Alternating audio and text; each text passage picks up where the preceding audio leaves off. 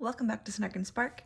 My name is Emily, and today this video is going to be all about the 2024 Magical Stitches group and what is coming starting in January. So, if you're not in that group and you are not interested in this, feel free to click off. I'll have other videos soon. If you are interested, whether or not you're a member, if you want to be a member, you can join the Facebook group. I will see if I can leave a link for it down below. If you are a member, hi, welcome. You're here, you're in the right place to learn information. And if you're not a member, if you don't want to be a member, but you're just interested to hear what am I talking about, stay. I'm happy to have you. I'm going to apologize if my camera gets a little wibbly wobbly. I am sitting on my couch instead of in my office or upstairs in my bedroom because it is Wednesday evening. My son is upstairs playing, so I don't want to be upstairs because he's in his playroom. I'm down here. This is the best place for me to set up. You're going to hear my dog snoring beside me because she is asleep. That's her snoring. It's cute. Hopefully she doesn't get too loud. So let's begin. First things first, Magical Stitches is a fun cross-stitch challenge group that combines our love of cross-stitch with our love of reading. And so every year in the past, it was run and it was created by Vicki from Reading and Stitching. She is amazing. And with the help, of course, with Sammy from Sammy J Stitches and various other members of the stitching community have at some point had a hand in this group. I joined as a member during the Harry Potter year, which was year 2, and I have been an active member in it ever since then. I have loved the themes Harry Potter, Disney, Percy Jackson, mystery, the cozy mystery year, this year with the quilters. Like, I've done it all. Starting with Percy Jackson, I became like a moderator. I was like a group leader kind of thing. And then I have stayed as a moderator. And then this past fall, Vicki actually announced that she was stepping down from running the group. No shade to her. It's a lot. It is a lot of work. It is a big commitment. And she's got a bunch of stuff going on. And she asked me if I would take over, and that is huge. That is a huge honor, and I am incredibly honored. We sat down a while ago. I ran through my basic proposal of what I thought would be a good idea, just to kind of get feedback and ideas. She and Sammy met with me. We talked about it, and it was great for me. It was great just talking with them. They're fun anyways, they're a blast, but just hearing from them and getting the support and encouragement was awesome. And now here I am. It is December 27th when I am recording this, so we are just a few days away from January starting. Let's dive right in. So if you know nothing, if you missed my other video about this, that's totally fine. I'm gonna go over everything and hopefully answer most, if not all, questions that maybe someone will have about what we're doing this year. So we typically in the past have picked a book series, and we have read those, or series, and have read that book series throughout the year, with each month having related stitchy challenges or stitchy prompts, as I will refer to them, that correspond to the book we read. We would read a book a month, and the corresponding prompts or challenges connect to it. We also try to do like a year-long challenge to join in at any time. It's a lot of fun. In the past, we used to have separately, they would be weekly challenges, there would be like a monthly challenge, and then there's also the year-long challenge. I am not going back to doing weekly. I thought about it, decided against it, but I am adding in a couple things. That is my own personal twist. One of those being, instead of picking a book series, I picked an author, and we are focusing on an author primarily with her young adult books. That author is Holly Black. She is one of my favorite authors of all time. I have read just about everything that she has written, minus a couple things. I just really, really love her work. And I was like, I'm familiar with her work. I thought it would be kind of easy for me since I already have a background knowledge, and go from there. So the other thing I really like about her work is she does tend to write dark fairy tales for young adults. And most of the time she writes trilogies. I'm saying a lot, I'm trying not to. Most of the time she writes trilogies. She has a few standalone books, and then she has like separate trilogies. But what I love, think of it kind of like the Stephen King universe, if you're aware of Stephen King at all. He writes a bunch of individual books, yes, but they all happen within the same universe. And Holly Black does that. I've noticed this over the years with her fairy books, at least. Each trilogy is like its own contained series, its own contained set, but they all happen within the same world, within the same realm, same universe. And so there will be crossover sometimes of different characters. And I love that. I am a sucker for those kinds of details. I love when things pop in and you're like, wait, I know that character name from a book that I read years ago. I love that. Little nods to that overarching world that she has built. So while they're all completely their own thing, there is that nice little something that ties them all together. I'm going to go through all the books again. I'll make sure I put a list up in the group. I know I said I would and I forgot. I will totally make sure I put a list up in the group, and that has all of the books we're reading, everything like that. Also, by the time this video goes up, when this video is like processing after I've edited it and everything and it is uploaded, I will also release all of the events for January at that time, including the year-long one. So no worries. If you're seeing this, the event should already be up. So focusing on Holly Black, her first trilogy, and again, this is one book per month. The first trilogy is the Modern Fairy Tales trilogy. I also want to say, you're going to see me looking off to the side like this. My computer, my laptop is right over here where I've got my multi-page, 12-page document running with all of this information.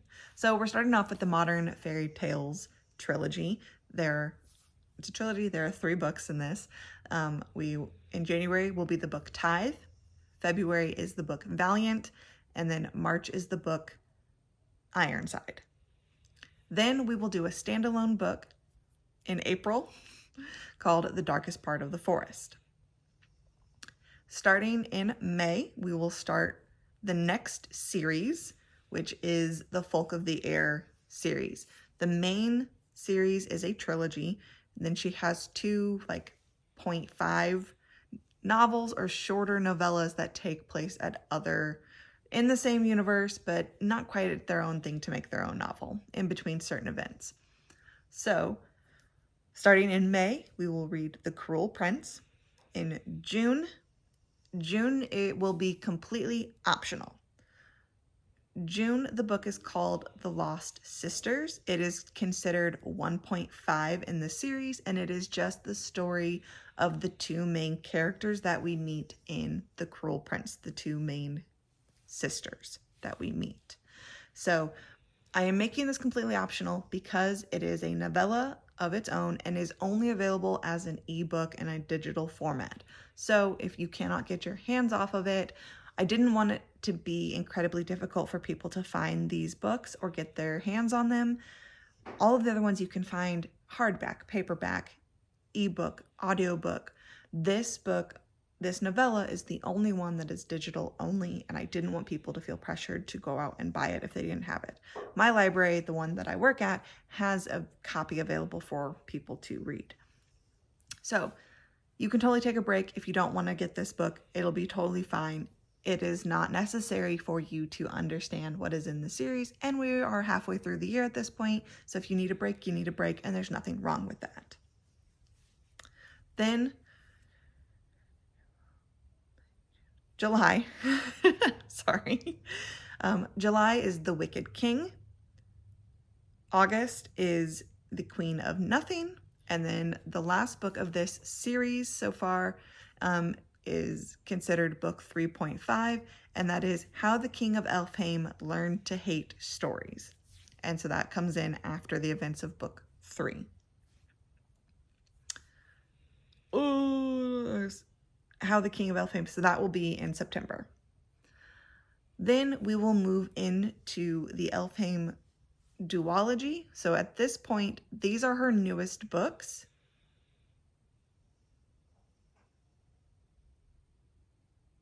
Yes, sorry, I started to question myself, like, what am I missing? These are her newest books, as in the book for October, The Stolen Heir, just came out this past year in 2023, I believe. The second book in this duology, The Prisoner's Throne, is our November read.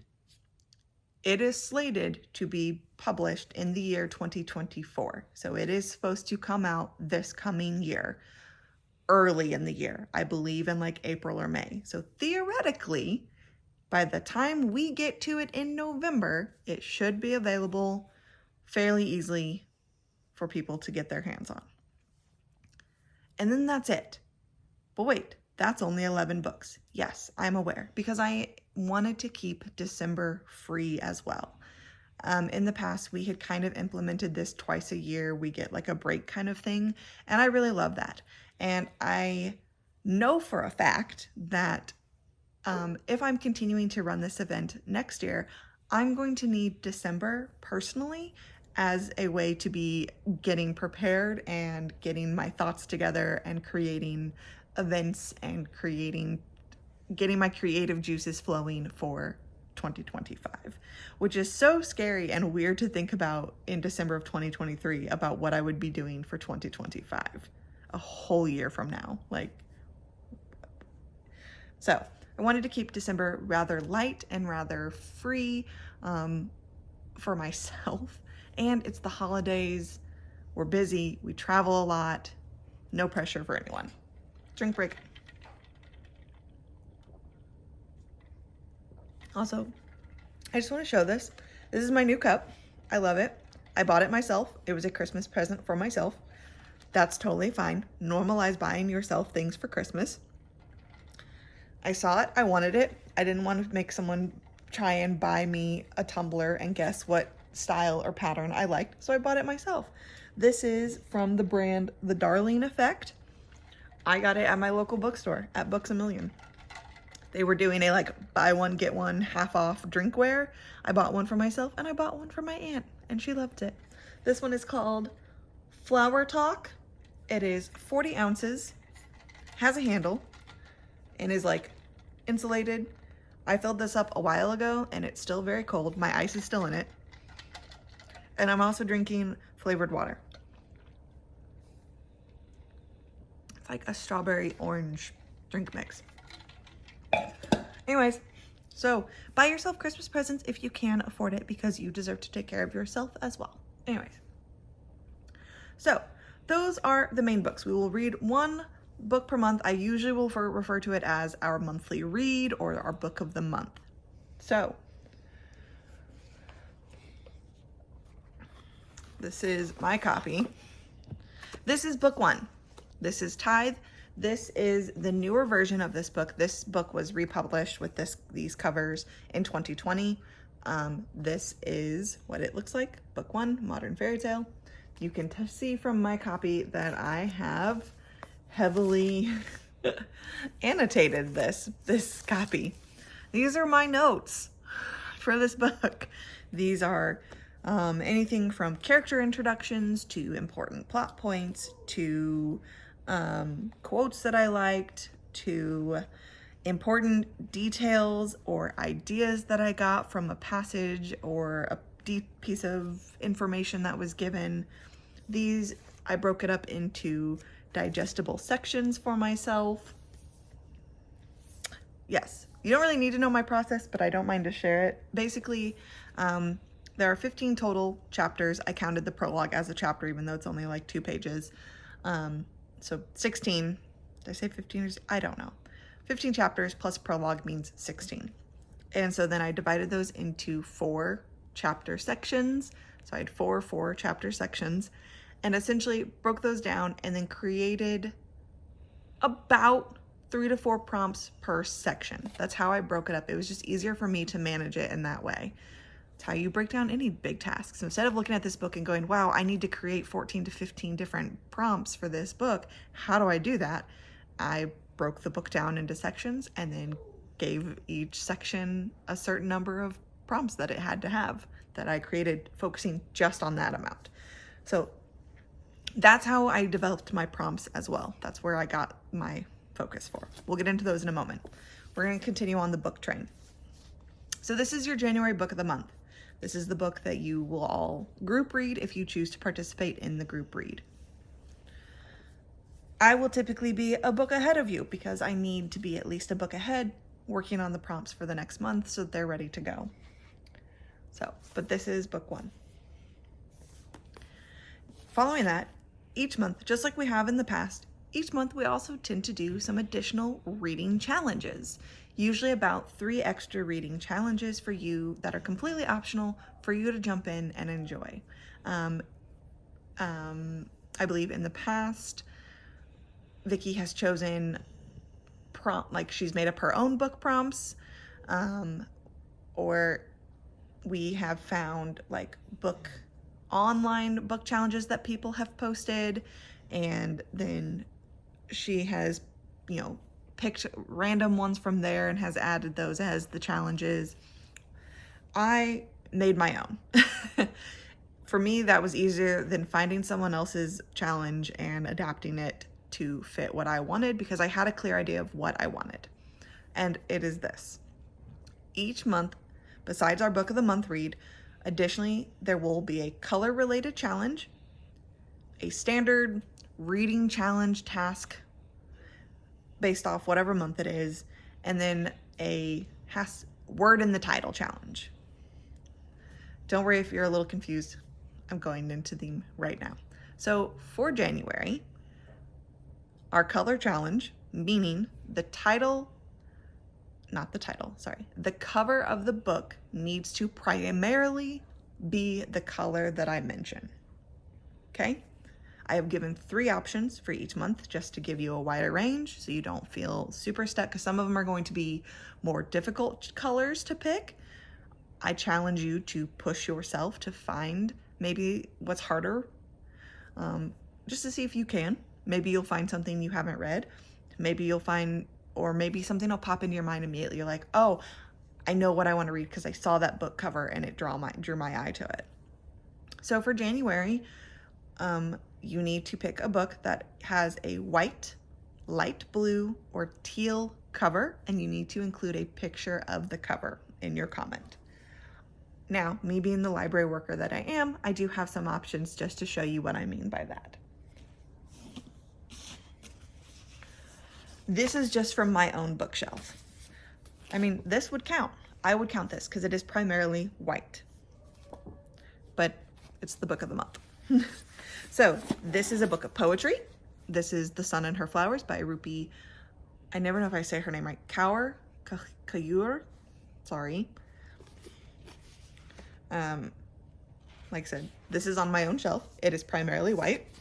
This is also from my bookshelf. This is called Flawed by Cecilia Ahern. I have not read it, but it's been on my shelf for years. I also would like to read from my shelf. This is a YA novel, I know that, but the covers are white. Light blue covers, I have a couple options as well. All of these are from my own bookshelves. I just went looking and pulled them off. I've got The Upside of Unrequited by Becky Albertalli. She is the author of Simon versus the Homo sapiens Agenda. This is a light blue cover. We have Mockingjay by Suzanne Collins. This is book 3 of the Hunger Games series. Both of those are young adult. I have Sacre Bleu by Christopher Moore. This is not young adult. This is an adult novel. I have read this. honestly, this book is fantastic. I love this book. So if you're struggling, check this book out. It is humorous. It is funny. It is about the French painters, and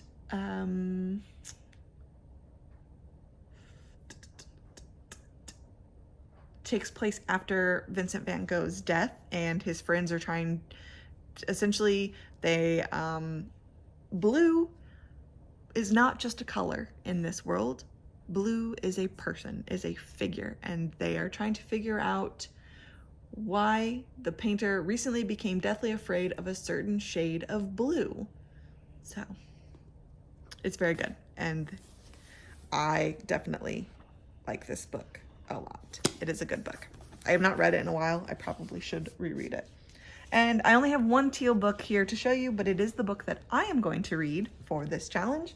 This is my teal book. It is Inspection by Josh Malerman. It is a horror book. You should not be surprised that it is a horror book. That this one is about... So it just says, boys are being trained at one school for geniuses, girls at another. Neither knows the other exists until now. So it looks like it's going to be about students at schools and spooky stuff that happens. Schools in a wood. So there are those examples. Next is the standard, like, reading challenge. It's January, it's a new month, we tend to make new resolutions, yada, yada, yada. The challenge for January is to read a book by an author that is new to you. So someone you have never read before, not someone you have read multiple times like me and Holly Black. Someone that is new to you. I am going to be reading Little Thieves by Margaret Owen. I've heard really good things about this book. It is a young adult novel that is fanciful. It is, so once upon a time there was a beautiful, kind princess and her wicked maid. Really exciting. It seems like a there's dangerous magic and a switching of places, switched identities, heisty kind of nonsense that I'm into.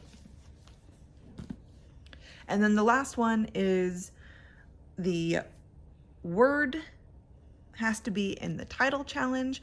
In order for me to do this, I actually sat down and picked a couple words. I asked my son to give me a couple of random words, and then I went to a random word generator and asked it to give me 4 to 5 letter words. Picked the ones I liked, stuck them all on a wheel, and then spun it. I do have a video of me spinning it. I'm just going to point out I did choose to hide what the inputs are because I didn't want them to be revealed too early, nor did I necessarily even want to know what was coming. So that's why they're all question marks. They are all hidden so that you can't see them and be sneaky. And it was fun. Once the word has been picked though, it will be removed from the wheel so it cannot be picked again. So I will insert that video now.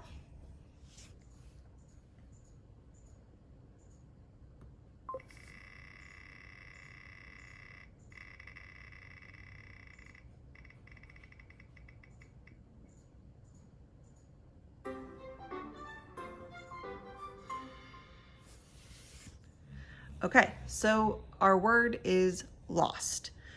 You need to read a book with the word lost in the title. Yes, I do specifically want it to be that word. The book I'm going to be choosing, I don't have it yet. Unfortunately, I didn't know what the word was before I left work before the holiday, and I don't go to work again until tomorrow. I've been home for about a week, which is totally great, but I don't have the book to show you, but I know what the book is, and I will be reading The Lost Apothecary by Sarah Penner. I will insert a picture of it. And so that is our January books. Now, let's get into the prompts. Do, do, do, do, do.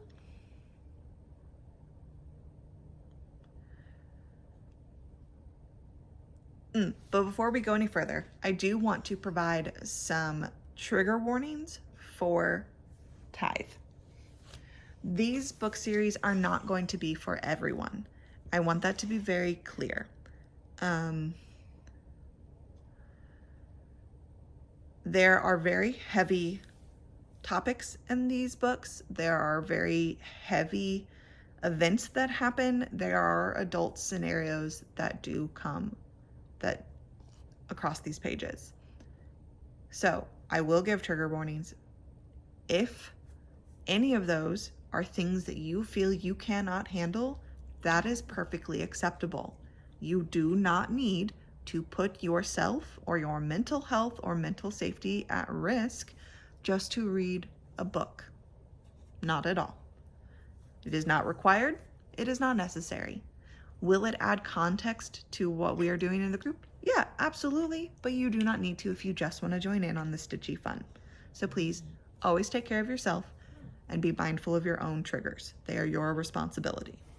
With that being said, triggers do include swear words, foul language, violence, attempted sexual assault, description of violent and deadly acts, descriptions of blood, and vomit and other bodily fluids, body dysmorphia, kidnapping, death and murder, death of a teenager, emotional abuse and manipulation.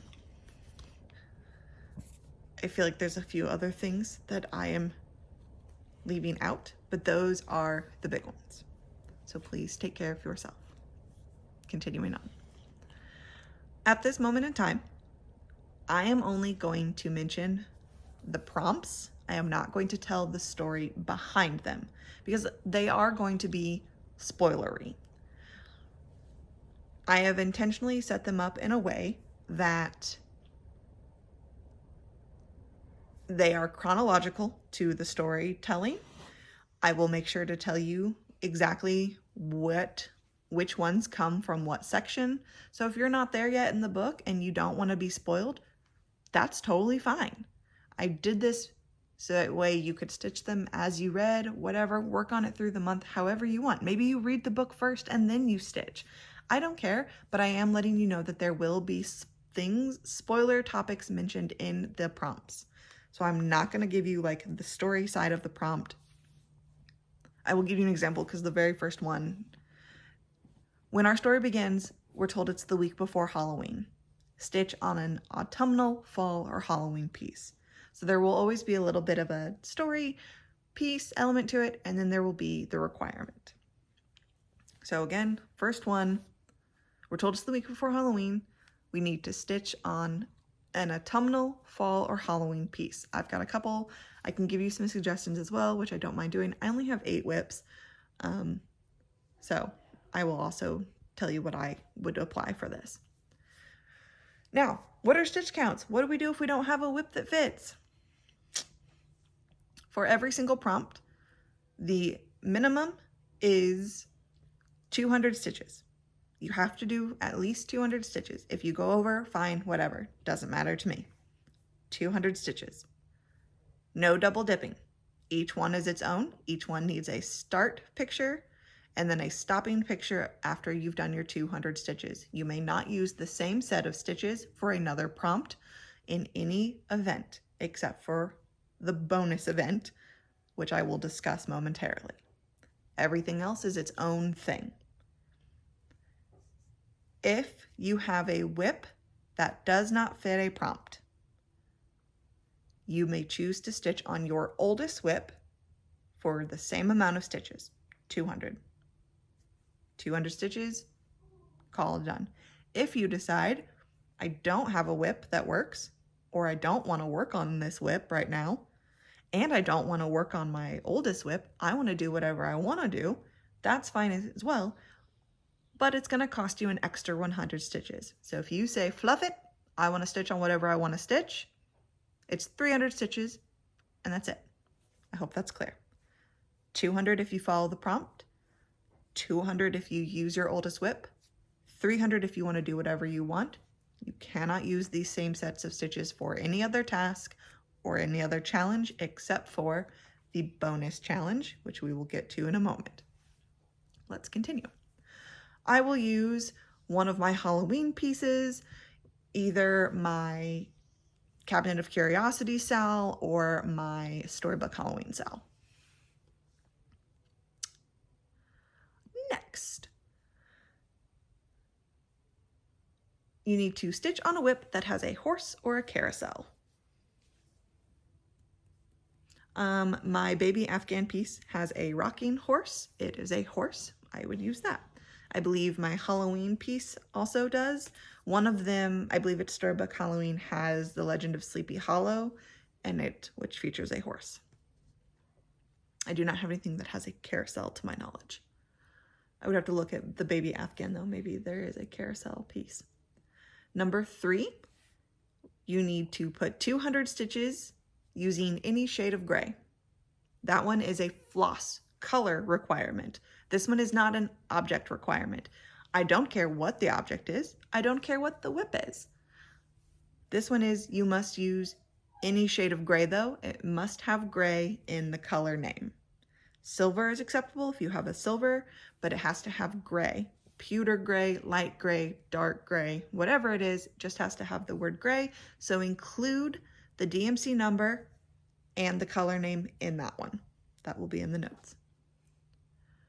Number 4, we need to stitch on something that you can connect. Oh, sorry, I guess for mine, I would just pick something that has gray in it. Number 4, stitch on something you can connect to the number 3. So some examples of this, you're doing a series and you're going to stitch on the 3rd piece of the series. If it's a calendar cell, that's really easy. It's going to be March. March is the 3rd month of the year. That's going to be the 3rd piece released. Any of the like year series or like what's coming to mind is like the Year in the Woods series that was really popular. The Snowman series that was like, what would they all buy? Was that Hands on Design or Silver Creek Sampler? I can't remember now, but anything where it's a series, the 3rd one in the series. If it's a SAL, the 3rd section, the 3rd piece that gets released in a SAL, that would also work. Say your pattern has 3 pages, you're working on the 3rd page of your pattern. Anything like that just has to be connected to the number 3 in some way.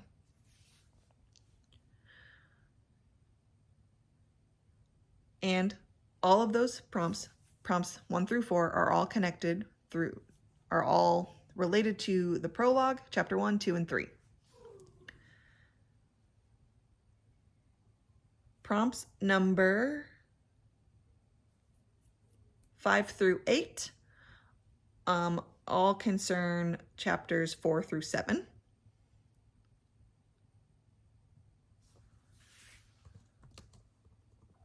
I just need to add something in real quick because I just noticed this. It was typed wrong.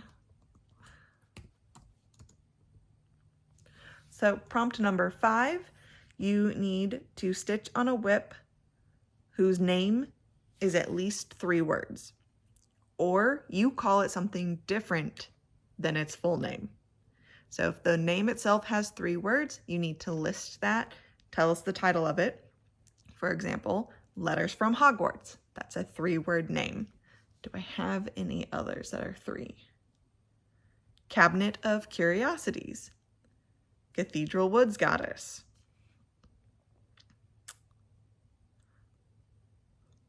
Letters from Hogwarts. So I have 3. That would work. Or say you have a piece that has its own name. It has a name like that, but you don't call it that's name. If you call it something else, that piece will work too. So up to your discretion. But tell us what you call it. Like, I want to know what its name is and what you call it instead. Prompt number 6 is to stitch in any shade of green because blank. So same thing as with the gray prompt, any shade of green, tell me the DMC number and its name. It has to have green in the title or is obviously a shade of green. Number 7, stitch on a whip that features a feast, food and drink, or a party of some kind. And number 8, stitch on a whip you can connect to royalty in some way. Think of symbols of royalty like crowns, thrones, scepters, queens, kings, princes, princesses, knights, etc. Anything like that. Think of things you can relate to royalty. I forgot to list my things. Do I have anything that features a feast, food and drink, or a party? Letters from Hogwarts. I'm going to say that. Or Cabinet of Curiosities. Not really. I don't want to consider that as food and drink. And then the thing I would connect to royalty, I would probably pick my Cathedral Woods goddess, because I believe she has a crown. Or I would pick maybe my baby Afghan, if I can find anything that looks like a princess doll or something like that. Then, gosh, where was my voice? The next 3, so prompts 9, 10, and 11, are all, I'm so sorry, but essentially my numbering system got messed up, and so they are misnumbered, and I'm fixing that so I say them correctly.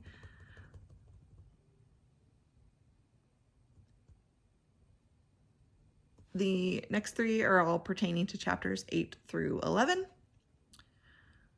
So number 9, we need to stitch on a whip that features a fancy lady and a fancy dress. Think of your Mirabilias, think your Joan Elliots, your Bella Filipinas, or if you don't have any of those, just anything that has a fancy dress. It doesn't have to necessarily be a fancy lady, it just needs a dress. There are certain pieces, like, well, the Brooks books, that like the princess gowns, those count because it's mainly just, I want the dress. 10. This one is very specific. Stitch on a whip that is 7 years old. Not 6, not 8. It has to be 7 years old. If you do not have a whip that is 7 years old, you stitch on your oldest whip. You may not choose to do the 300 stitches to stitch whatever you want for this prompt. There's a very good reason for that. Prompt number 11, stitch on whatever you want for this prompt. And then finally, prompts 12 through 15 are related to chapters 12 through 15. That kind of worked out nicely. You need to stitch on a whip that has at least 1 tree on it. I don't know if I have anything that has a tree. I know that Letters from Hogwarts has the option to do a tree, so that would probably be where I go with it. Yeah, that makes sense. Then number 13 is to stitch on a whip that has at least 2 people in it. That would be one of my Halloween pieces. I know that Storybook Halloween has people in it. Number 14 is stitch on a whip with a house or shows an indoor scene. So the house needs to be visible, or it needs to be as if you're looking inside a room. So if you're choosing to do the indoor one, I don't want any plants or anything like that. I want to be able to tell that I'm looking at like a kitchen space or, you know, some sort of room. It has furniture in it. That's what I want.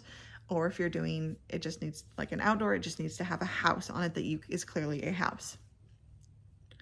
15, and finally 15, our last prompt, is that you can stitch on anything you want as long as you tell us why it is important to you. So those are all of the prompts that are relating specifically to the book Tithe. Then let's talk about the year-long challenge.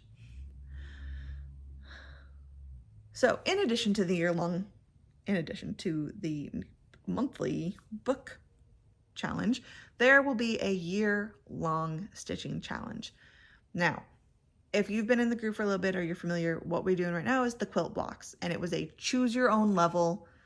You choose if you're a beginner, an intermediate, advanced, and then that determined how many stitches you stitched, and so on and so forth. So this is a year-long challenge. It is meant to be difficult. Do not become discouraged. So I'm going to read to you what I have written so that I don't mince my words and it is clear. Listed in the event will be 50 fairy creatures belonging to various cultures and beliefs from all around the world. The goal this year is to identify, study, feed, and eventually befriend all 50 creatures, if you choose to do so. In order to do this, you're stitching your way to friendship. First, you must stitch 500 stitches just to identify the creature. Is that really a gnome in the garden? 500 stitches.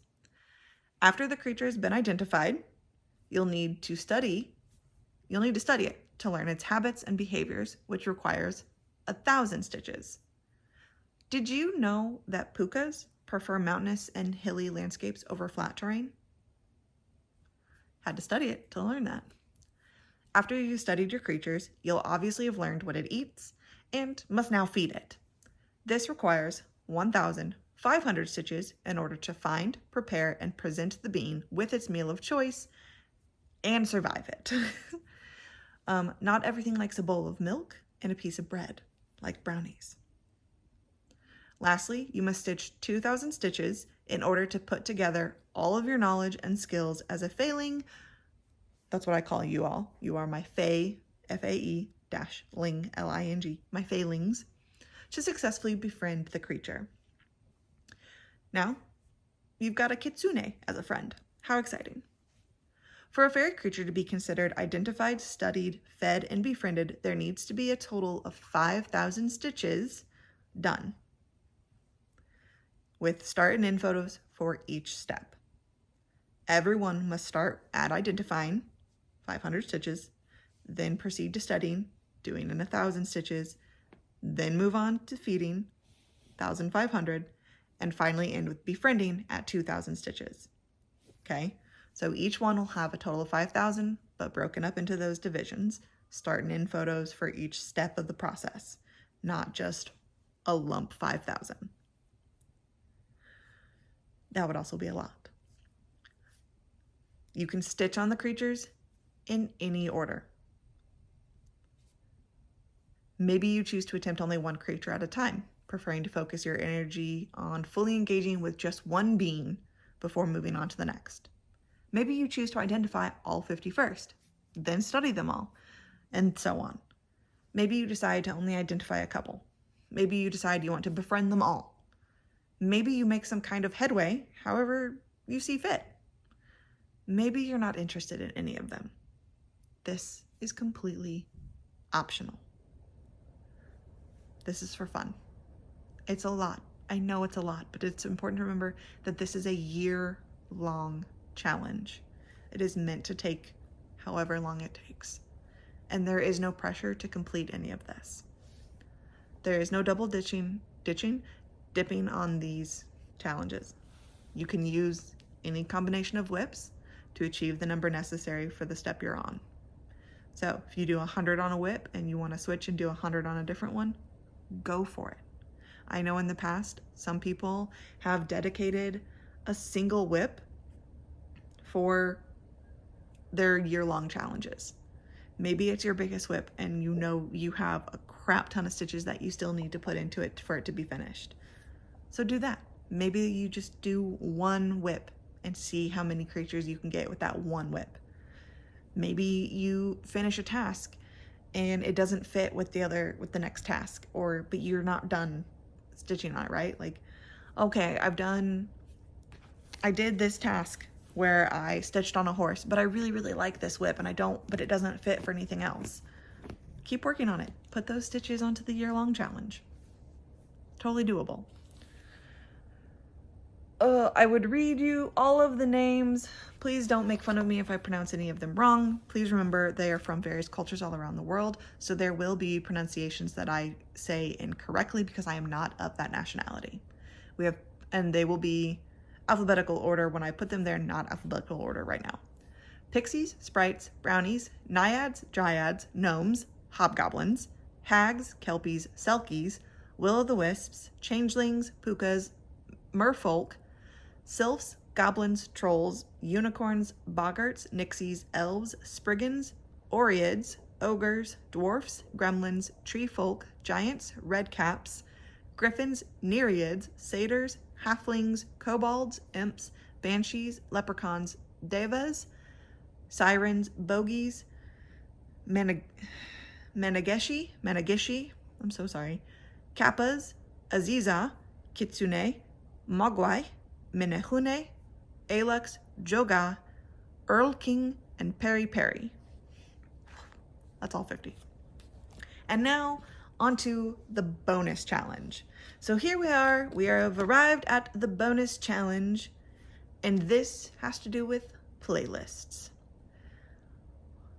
I am a huge nerd, if that is not apparent. But on top of books and on top of cross stitch, I also love music. I did choir. Singing is something that has always brought me joy, even if I am sometimes embarrassed or get nervous. Drink break. I'm so sorry if you're new to my channel and you don't get that is something I do. I've done that from my beginning. I would always have a drink, and when I would take a drink, I yell, drink break. So please take a drink of your beverage with me when I do that. Anyways, I love music. Music is super important to me. I listen to music probably almost every day. I listen to a lot of music. I sing a lot at home. My boys are always hearing me sing. It's just something I do. So, having fun. I also like to listen to music when I read, especially if I'm trying to read when my husband is watching TV and we're together. I'll put my headphones in. I'll find like an instrumental music playlist. There's a lot of really good ones on Spotify. Awesome. Also, sign up for Spotify if you don't, just as a fun thing. It's free unless you want to pay for premium, which is not necessary. But just do it. Spotify is awesome. Anyways, so I dug around on Spotify and have found that people have created playlists based off of these books. Now, I don't know about you, but when I can combine two of my loves, I get really excited. And so discovering that people have taken the time and the effort necessary to create these hours-long playlists of songs and music that they feel encapsulates the events that happen in these books or describe characters, or their connections to characters or the relationships between characters, that just fills me with joy. And I wanted to honor that. So I'm presenting to you the playlist challenge. I've done a lot of digging. I've done a lot of listening to music this past little while. And essentially, every book has a playlist. That is my goal. That every book, or at least there are multiple playlists out there. I have listened to several of them, not all of them. So I am going to say, I take no credit or responsibility for what is on the playlists. I will make sure that I listen to all of them ahead of time, just to be sure. I didn't make these playlists. I will give credit where credit is due.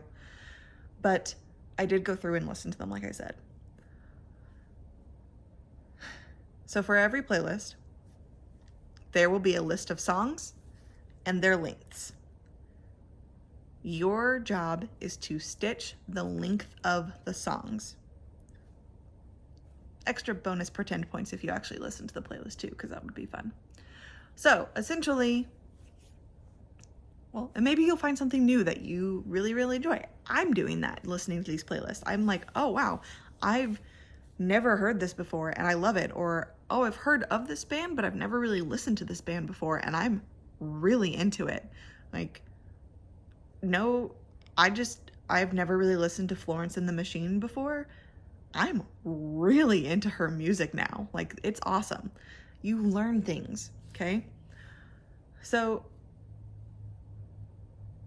I will put down the songs of the playlists with their length and you stitch them. So for an example, the song Can't Help by Parachute, which by the way is one of my favorite songs, is 3 minutes and 24 seconds. So I would need to do 324 stitches to equal the length of the song. Because this is a bonus challenge, this is just for fun, on top of everything else that we do, just for fun, stitches can be double dipped in this event. Any stitches you do anywhere else can be put into this. Because like I said, most of these playlists are hours long. And if a song is roughly 3 to 3.5 minutes in length, that's 300, sometimes 400 some odd stitches just for one song, right? And I didn't want it to feel super heavy or burdensome to do this. So you can use all of your stitches that you've already used for your playlist. 200 stitches for a prompt, you can use it for your playlist challenge. 500 stitches that you're using for catching and identifying an animal, it can go on the playlist. This is the only thing that you can double dip. Because I know some people liked the random DMC challenge. I didn't have it in me. There wasn't enough interest to do it, so we're not doing the random DMC challenge, but I wanted to do something extra, and this is pure me. This is just me, and it's just meant to be fun. So but I will always link to the playlist. I will give credit to the person who created it because, again, they've taken time to do this, and I think that's amazing. I believe that this is all I have for now. I know this video has been very long. I appreciate you sticking in here and hanging out with me while I went over anything. If there are any questions, please feel free to drop them down in the comments below. I will get back to you as fast as I can. If you are in the group, also, you can comment on the post in the group. I will get back to you as fast as I can. And fingers crossed, the events should be up by the time this is posted, if not soon after. Hang in there with me. It is a weeknight. I do go back to work tomorrow. I do have a young child at home along with 3 pets and a husband and a house. Life. I do have other things that I need to get done. Speaking of which, I now need to go do dinner.